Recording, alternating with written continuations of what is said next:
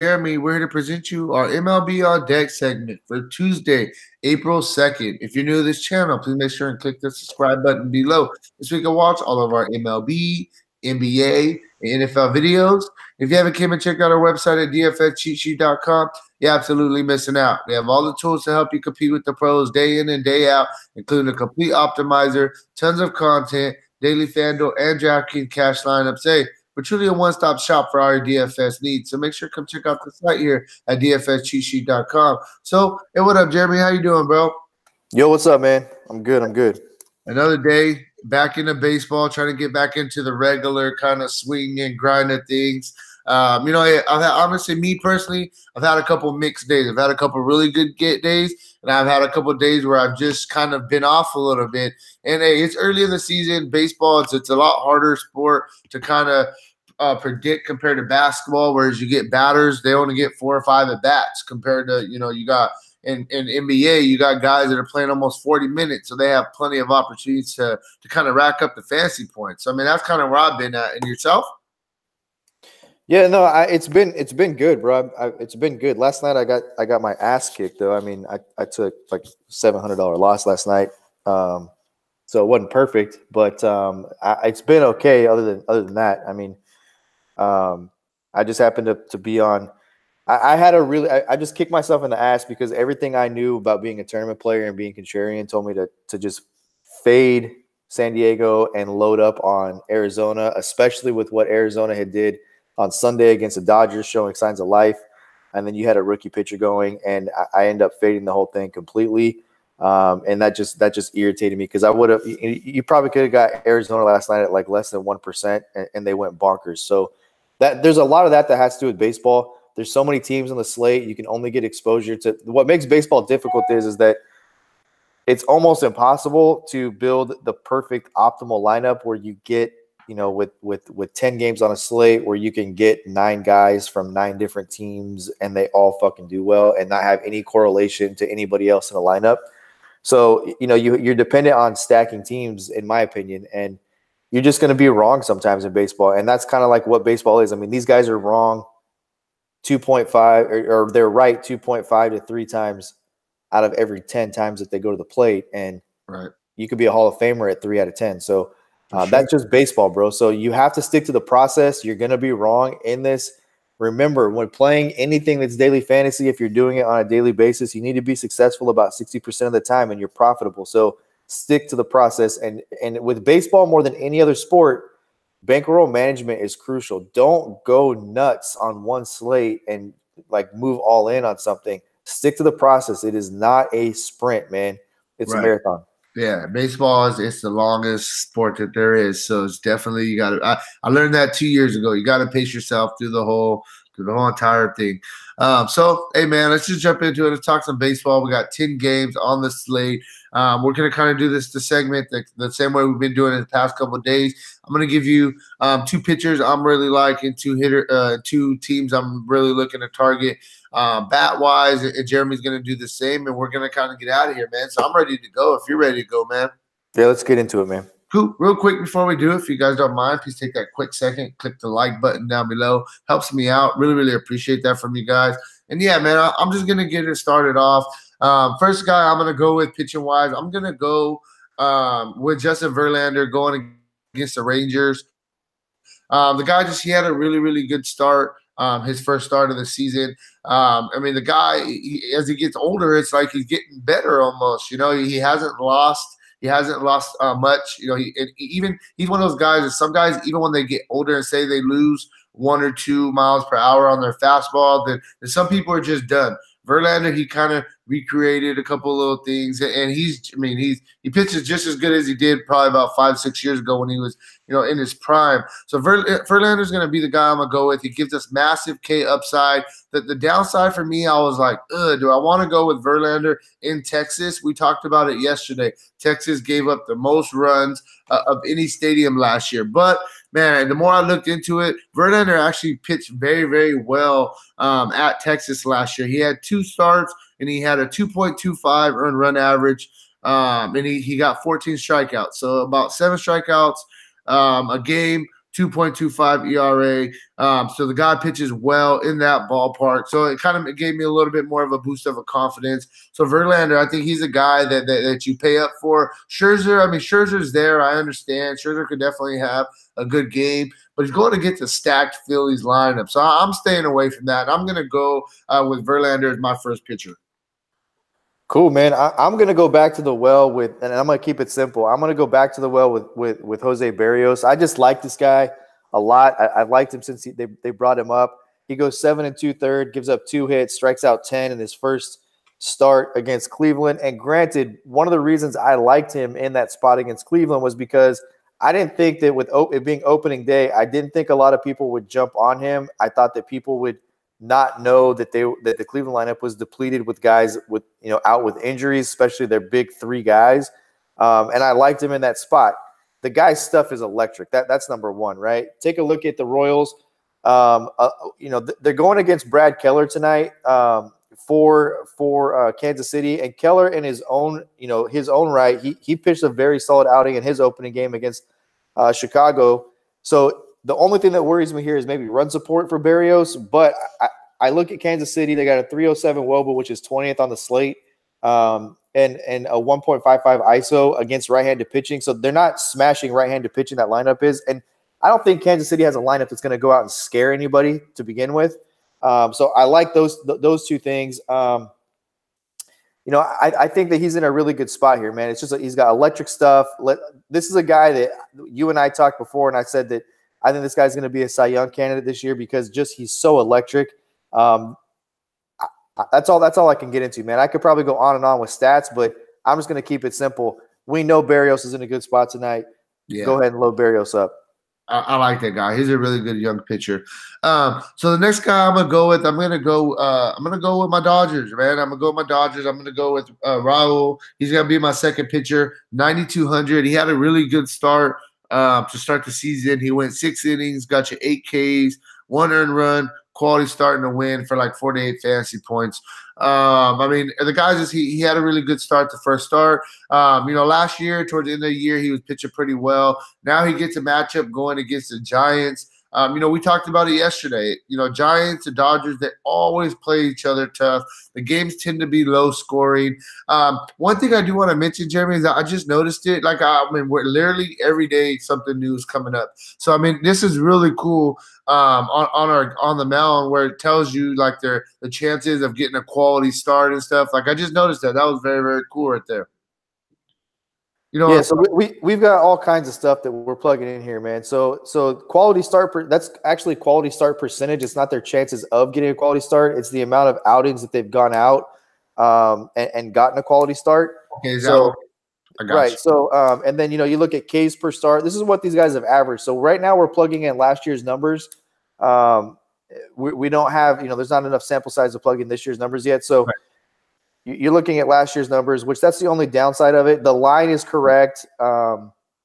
Well, one salary is correct. All that. For example, in Raul's case, so he had 8.42 strikeouts per 9, so almost a strikeout per inning.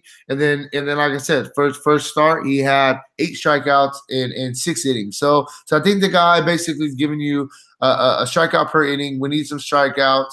Definitely, and we're looking for a quality start. 50% of the time, basically, he's giving us a quality start. I just think that the price tag 9,200 is a fair price tag for him, and it'll allow you to get a couple bigger bats in compared to if we go with like a Verlander or a Sale or a Scherzer. It's going to be a lot tougher to get some really quality bats in, and that's what I like about Raul is I think he gives you a solid floor, and he's going to allow you to kind of pay up at a couple bat spots. So Raul's going to be my second guy that I'm going to go with on this slate. Yeah, I'm going to go with Snell, man, and the reason I'm going with Snell is, look, let's take his first start. Actually, let's just say this: last year the guy was electric. His stuff was electric. Strikeouts were insane. For his career, the guy's just done really well. The second thing let's look at is Tampa Bay. I've said every day we've done this video that Tampa Bay is a team that's going to be extremely competitive this year. Tampa Bay's 4-1. They're swinging the bats like crazy. Right. Well, I mean, they didn't miss the playoffs by much last year, right? I mean, let's just take that into consideration for a second. This was a team that traded away a bunch of stuff, including Chris Archer, and they went completely off the radar with this reverse rotation they did, where they started a reliever. The reliever would go a couple. They actually started it with Sergio Romo against the Angels because Romo had really good numbers against their 1 through 4 hitters. So they thought we can get up to a good start. Let's bring Romo in, and they would start I forget what they call it, but that's what they're doing, right? So, look, Blake Snell goes out. He pitches 6 innings, gives up 5 earned runs, and only strikes out 3 in his first outing of the year. His price is really fair. It's $10,000. He's going against Colorado. I understand that Arenado and Trevor Story can hit left-handed pitching extremely well, but there's a couple of guys that are on this slate that are aces, and there's a couple of guys on this slate that got absolutely rocked in their first appearance. Chris Sale's one of them. Zach Greinke's another, and so was Blake Snell. These guys gave up a lot of runs. They didn't go. Snell went deeper than Greinke and Sale did, but look, these guys are aces for their staff. They're gonna get it together, and sometimes early on, these guys don't throw a ton in spring training, right? These guys only need a few innings to feel like they can get into a lather and they can get into the season. So I look for this to be a bounce back spot for all 3 of the guys I mentioned. I think Greinke, we know the stuff Greinke has, we know the stuff Blake Snell has, and we know the stuff that Chris Sale has. The only problem that I have, right, with the reason I'm not going with like a Ryu, I think you got Ryu you're going to go with, but the only reason I'm not going with Chris Sale or a Ryu is because I don't like when a team follows up a lefty with a lefty. And we talked about this before we went live. You do so many things when there's a lefty on the hill. Everybody's used to seeing right-handed pitching. That's just what it is. There's right-handed pitchers throw 70% of the time. So when a lefty, it's a complete, you may not take batting practice because it's another righty, right? And you want to give your team a rest, so you may just come in late and not take BP. You're not doing that when there's a lefty on the hill, right? So these teams went through and you look at the A's, they put it on Price last night. I know he only gave up four runs, but he did strike out 8. So I think Snell, I think that Greinke, and I think that Sale are all in bounce back spots. So I'm going to give you Snell, but I think all 3 of those guys are in good bounce back spots today. For sure. I mean, while you're talking about Snell and kind of how he got blown up by Houston a little bit, I'm just going to jump it right into the bats. And the first team that I'm going to go with today, it's going to be the Houston Astros. I mean, the lineup is they have a stacked lineup. They're going against Shelby Miller. They have the highest implied total on the slate. And they let everybody down yesterday. They only scored 2 runs, and one of the runs was the leadoff. Hey, I'm gonna give you some love real quick, Jay. You called it yesterday. George Springer led off the game with the dong. I mean, hey, that was a good call. But, the reason I want to bring that up is because, I mean, the first batter of the game, they got a run. And then the rest of the game, they only got 1 run. So it was a little bit of a disappointment yesterday. Bounce back spot today against Shelby Miller in Texas. We talked about the ballpark being a very good hitter's park. Gives up a ton of runs. I love Houston in this spot. And then the one guy that's standing out to me, if he's projected in the 8-hole right now, and Josh Reddick, if he gets bumped up a little bit, maybe to the 5 or 6 hole, the guy he's 5 for 6 in his career off Shelby Miller with a double. It's a small sample size, but 5 for 6. I mean, every time but one when he got up there, he got a hit off the guy. So that was standing out to me a little bit. And then you got Correa's too cheap. All these guys are definitely in play. So, yeah, Houston's going to be my first stack. I'm definitely going to try to get a couple of Houston bats in my lineup today. And look, Houston is like they're not off to a fast start by any means. I mean, they put 5 up against Snell, and then they lost 3 straight to Tampa Bay, right? So they're not off to a fast start. That's a loaded lineup. Right. I'm not going to get – Go ahead. Go ahead. I was just going to say, Houston is one of those teams, bro, like even last year, they'll go in like a 3, 4, 5 game stretch where they're just not doing nothing. And then all of a sudden they have a 15 run game.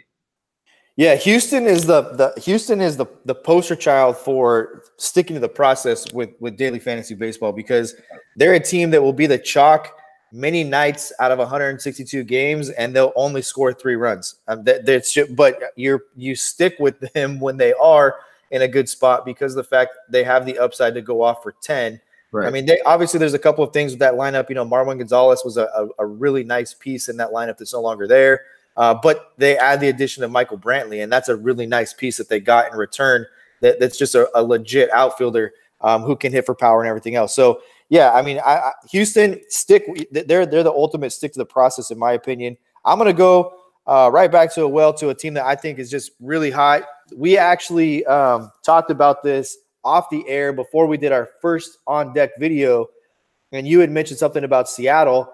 And I said, this is going to be a really nice, young, competitive team right here. And you're like, really? They lost Nelson Cruz. They lost Robinson Cano. And I said, they have guys that can absolutely swing the bats. It'll be a really competitive team. And the first guy that you got to look at is the guy who's hitting leadoff, and it's Malik Smith. I mean, let's talk about this for a second. With Smith, this is a guy that for the last year, when he was in Tampa Bay, whenever he was in the lineup, he would be minimum value and he would lead off, and we would throw him, automatically lock him into our cash game lineups because of his ability to get on base with a walk and steal second and third base, right? They have a couple of guys in this lineup that absolutely can do that. He's not off to the hottest start. He's off to a 294 start. He's hitting 294. He's 5 for 17. And he does have 2 stolen bases already on the year. You got another guy at the bottom of this lineup in D. Gordon. He's got 4 stolen bases already this season, and he's 8 for 29. So, they kind of bookend with 2 guys who can really move on the base paths, which whenever you can get a guy to second base, you take a look last night. I don't know how many guys stayed up and watched the Giants-Dodger game. We definitely did because it's our 2 teams. But the Giants in San Diego, their biggest problem with not being able to score runs against San Diego was not getting guys on base. It was getting guys in scoring position. Last night, they got guys in scoring position. They scored 4 runs, and they win the ball game. Seattle is not having that problem. They're getting guys in scoring position, and mainly because Haniger stole a base last night, right? You got Domingo Santana. He can steal bases. He's got 2 stolen bases on the season. So stolen bases are 6 points, right? And you've got legitimately 4 guys in this 9-man starting lineup that can steal you a base. Haniger, Santana, D. Gordon, Malik Smith.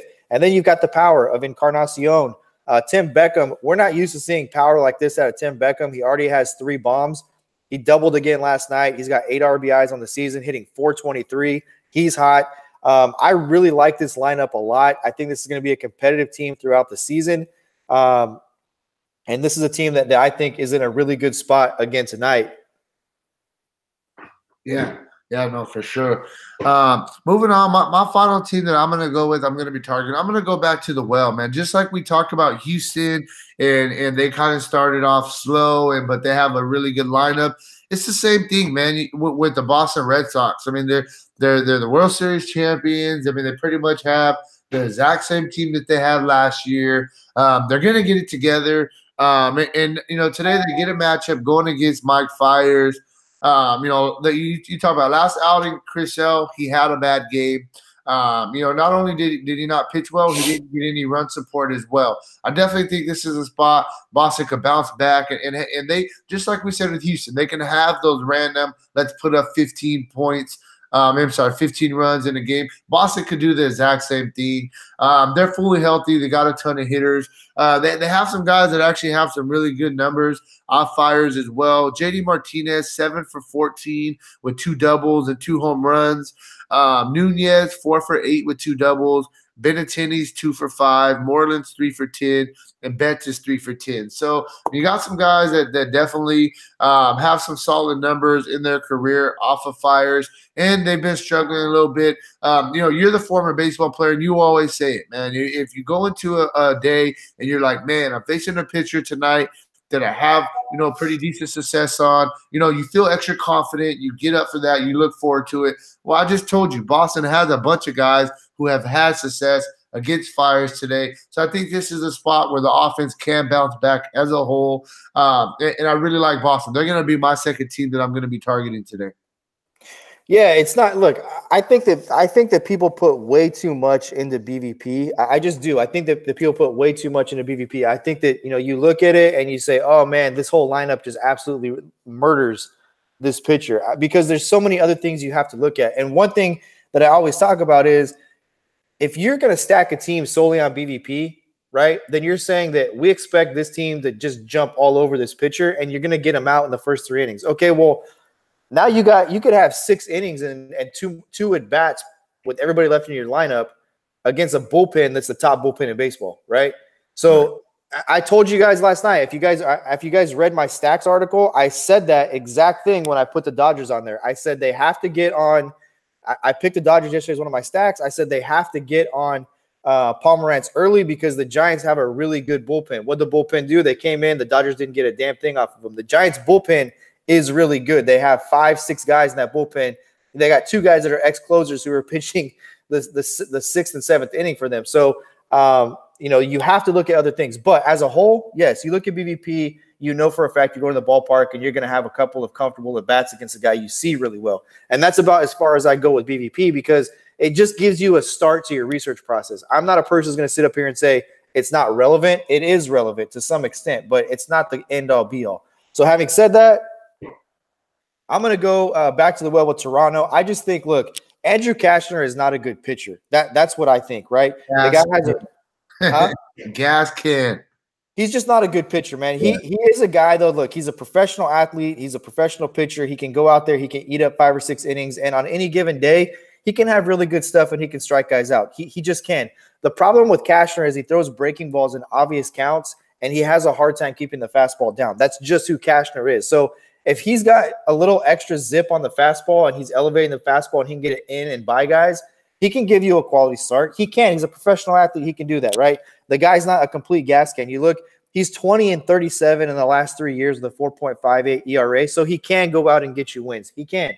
Toronto, this is more of a play on Toronto for me. I think that recency bias will keep people low on Toronto, and I'm taking a little bit of a gamble here with Toronto saying that enough's enough. This is going to be a spot where I think they go out and they put the bat on the ball and have some hard contact against Andrew Cashner, who gives up a lot of hard contact.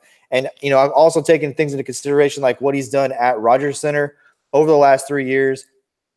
At Rogers Center, he's 1-2 with a 3.82 ERA and a 2.79 batting average against, and only 16 strikeouts in that time frame. 5 games he started, 30 2/3 innings, giving up 31 hits, 13 earned runs, and 11 of the 30 hits are home runs. So we know he gives up home runs. We saw that on opening day right off the bat.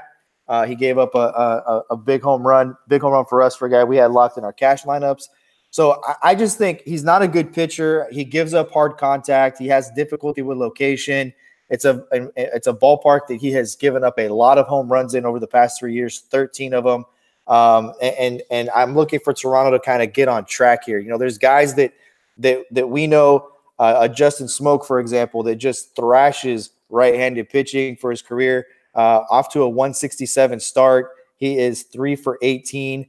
He does have a home run and 4 RBIs, but he struck out 6 times. This is a guy, perfect example, that's coming to the ballpark today saying, hopefully I can get on track and I can just sit dead on fastballs against Cashner and try to put something out of the ballpark.